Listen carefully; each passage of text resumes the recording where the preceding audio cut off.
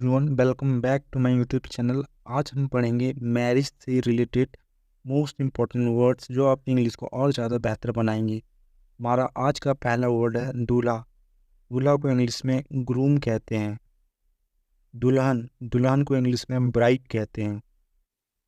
मंगेतर मंगेतर को इंग्लिश में फियांसे कहते हैं। सगाई होना इंग्लिश में गेट इंगेज्ड कहते हैं।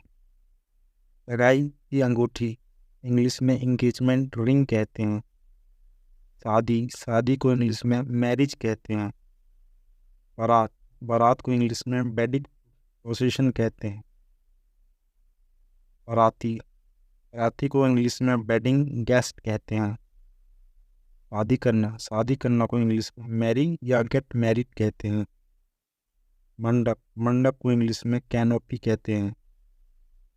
फूलों का हार इंग्लिश में गार्लैंड कहते हैं। सिंदूर सिंदूर को इंग्लिश में बर्मिलियन कहते हैं।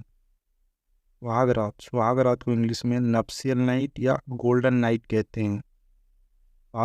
सात फेरे को इंग्लिश में 7 राउंड्स कहते हैं। सात वचन को इंग्लिश में 7 बाउज कहते हैं।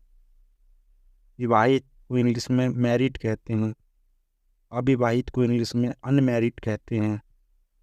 साली को इंग्लिश में सिस्टर इन लॉ कहते हैं। साला को इंग्लिश में ब्रदर इन लॉ कहते हैं। सास को इंग्लिश में मदर इन लॉ कहते हैं।